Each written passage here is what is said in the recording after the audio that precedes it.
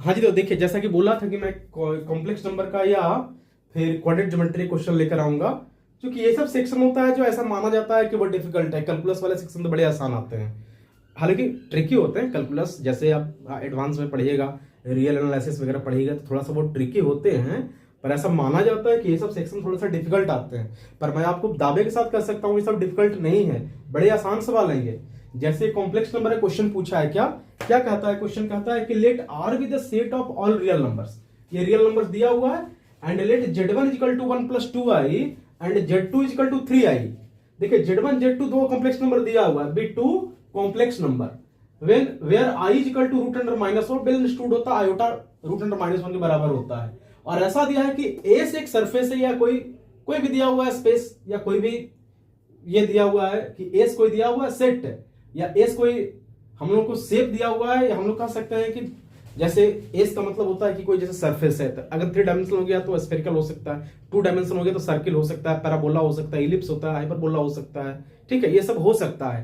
पर यहाँ पे कुछ दिया है कि S equal to x comma y belongs to R into R. देखिए ये 2 डायमेंशन वाला है तो आर इंटू आर लिख रखा है। ये अगर 1 डायमेंशन का सिर्फ आर लिखता, लेकिन 2 डायमेंशन है तो आर इंटू आर लिखा है।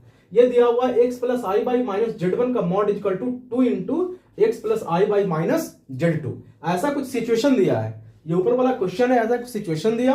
और उसके बाद क्या आता है, then which of the following is true. पहला ऑप्शन क्या आता है कि देखिए S is a circle with centre -1/3 और 10/3। दूसरा कहता है S is a circle with centre 1/3 और 8/3। तीसरा कहता है S is a circle with radius root under 2/3। चौथा ऑप्शन कहता है S is a circle with radius 2√2/3। अब देखते हैं इसमें क्या स्थिति है इसका। देखिए क्वेश्चन मेन क्वेश्चन में कुछ याद नहीं रखना है, ये सब का जरूरत ही नहीं है आपको। ठीक है, एक आपको जरूरत है ये जो दिया हुआ है इसका और इसका, ये सब अगड़म बगड़म जो लिखा हुआ है कोई मतलब नहीं है, वो कंफ्यूजन के लिए ऐसे दिया हुआ है, उसको पढ़ने में आपका टाइम जाया होगा। आपको बेसिक यहां पकड़ना और ये दोनों पॉइंट को पकड़ना है, आंसर आ जाएगा। देखिएगा, देखिए आप कॉम्प्लेक्स नंबर पढ़ते हैं तो वहां पे एक सेक्शन पढ़ते होंगे कि वहां पे जैसे देखिए क्वेश्चन में तो दे रखा है नहीं है कि z1 इक्वल टू कितना दे रखा है, ये 1 प्लस 2i और z2 इक्वल टू कितना दे रखा है 3i।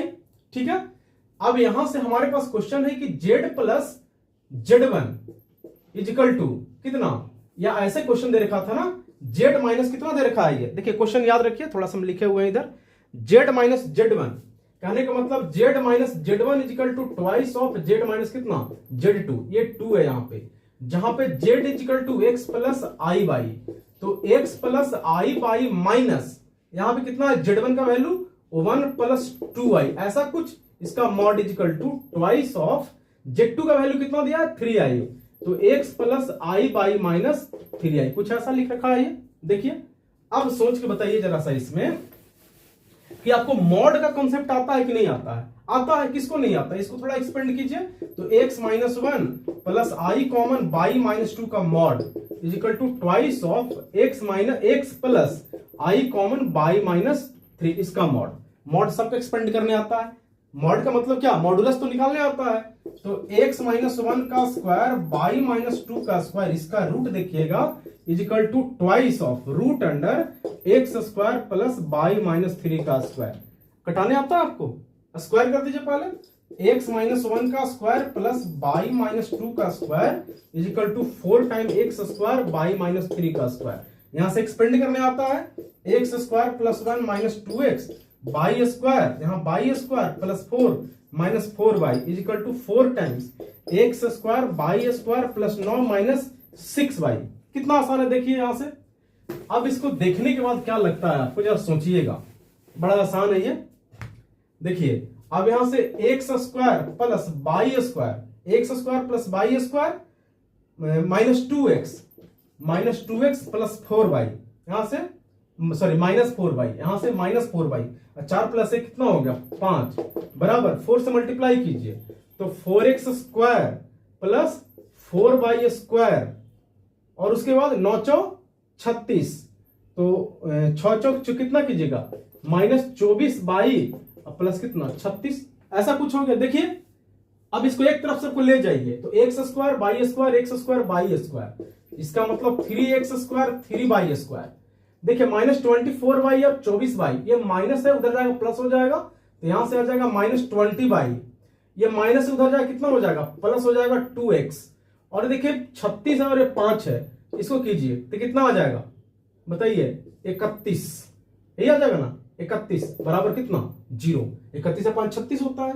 तो यहां से आ गया 3x square 3y square plus 2x minus कितना 20y माइनस 31 बराबर 0।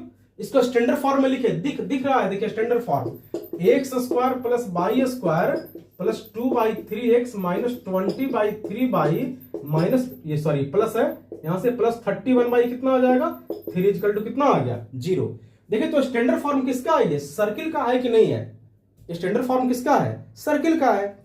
तो सर्किल, तो पहली बात तो ये हमारे पास क्लियरिटी है ये सर्किल है, और ऑप्शन में दिया हुआ है चारों ऑप्शन ऐसा है कि चारों में सर्किल ही लिखा हुआ है, तो यहां से आइडेंटिफाई तुम लोग नहीं कर पाएंगे। अगर इलिप्स होता, हाइपरबोला होता, पाराबोला होता या स्ट्रेट लाइन होता तो हम आइडेंटिफाई कर लेते कि ये तो सर्किल का है, तो वो बाकी सब नहीं होगा, पर सर्किल है ये। पर सर्किल का सेंटर कितना होता है बताइए, तो माइनस जी और माइनस एफ। अब देखिए जनरल इक्वेशन ऑफ जो सर्किल है वो x square plus y square plus 2gx plus 2y plus c equal to 0। तो 2g इक्वल टू कितना लिखेगा 2/3, तो g इक्वल टू 1/3 आया।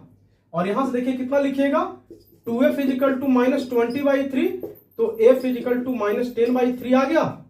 ठीक है, अब इक्वेशन जो होता है सर्किल का सेंटर होता है माइनस जी माइनस एफ, इसका मतलब माइनस 1/3 और 10/3 is the centre of the circle. Circle का सेंटर होगा जो कुछ क्या होगा ऐसा होगा, क्योंकि स्टैंडर्ड फॉर्म तो ऐसे लिखा जाता है। ठीक है, और माइनस जी और माइनस एफ उसमें क्या लिखते हैं, उसका रेड सेंटर लिखते हैं, माइनस जी और माइनस एफ, तो कुछ ऐसा लिखा गया। तो सर्किल का सेंटर हमको पता चल गया माइनस 1/3 और 10/3। अब देखिए रेडियस का फॉर्मूला क्या होता है जरा कोई बताएंगे। रेडियस होता है कितना, तो रेडियस होता है g equal to root under g square plus f square minus c होता है। तो देखिए तो g का मतलब कितना 1/3 माइनस का स्क्वायर, f का मतलब कितना 10/3 का स्क्वायर नहीं, और माइनस c का मतलब कितना, तो c तो दिया हुआ था, तो माइनस 31 कितना 3, इसका क्या लिखेंगे रूट लिखेंगे। देखिए तो कितना आता है ये, तो 1/9 प्लस 100/9 माइनस 31/3 इसका रूट। देखिए 101 माइनस 31 गुना 3 93 बटा कितना 9 इसका रूट। बताइए कितना हो जाएगा, बताइए 8 3 11, यहां से कितना हो गया 8 बटा कितना 9 का रूट, ऊपर वाला कितना लिखेंगे 2√2/3।